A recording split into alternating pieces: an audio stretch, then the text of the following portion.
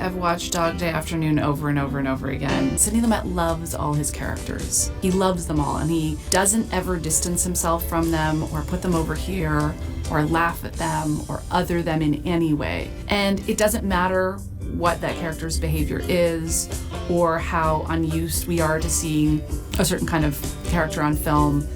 He greets everybody with a certain amount of love and compassion, and that for me was revelatory. I saw it first probably 20 years ago, and I remember being riveted by Al Pacino's performance, and it made a big impression on me, but I didn't think about it beyond that. And then going back to it, I felt like I saw all of these things that were so profoundly important to me.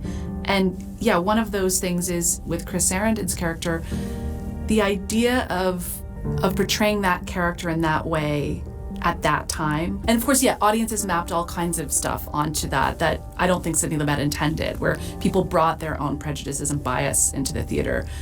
But I think what he's doing is he's loving every character. And so I don't know if Sidney Lumet was the most progressive person in the world on trans issues. Probably not. But I think if you have that base agenda that everyone is to be loved and respected in the story you're telling, what you're going to arrive at is positive about everybody, regardless of gender identification or race. I think what you're going to arrive at is a kind of equalizer. And I just feel like he approached his characters with this tremendous love and empathy and didn't seek to judge them. And I just think of so many filmmakers even today that I admire and love who would use a character like that, maybe not a trans character, but a character like that that's kind of out of step somehow with mainstream society as a moment, you know, that could get a laugh or a moment to distance or a moment to sort of become a curiosity. And he just doesn't do that. And I feel deeply for Al Pacino's character's feelings for that character. And I feel like it doesn't make him, to me, it connects me more to him. And I mean, I just love that character so much. I love how Al Pacino is he's so tightly wound, and yet he's so kind of strangely calm in moments, and everything just feels wound so tight, and it could explode at any minute.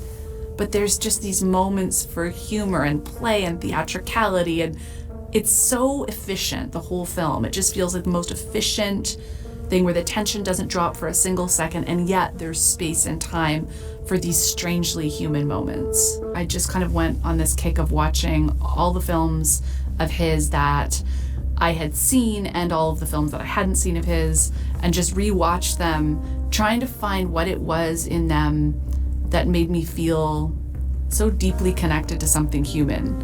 And it was that. And Dog Day Afternoon, I think, is also an amazing example of his ability to be modest and disappear himself as the filmmaker. If you really look at it carefully, the camera's always in exactly the right place, and the camera movements or positions are beautifully choreographed, but he doesn't need you to notice that. He never draws attention to himself. It's all in service of what's happening. So just that idea of that efficiency of finding the perfect shot, the perfect place to be, the perfect way to move a camera without it needing to become about you and your artistry, and centering the story that you're telling and the actors in front of the camera was really inspiring to me. I just feel like there are very few artists where you can just feel who they are as a person in their work, and I just feel you can feel him, and that there's something so deeply good about him in all of his films that just I find endlessly inspiring.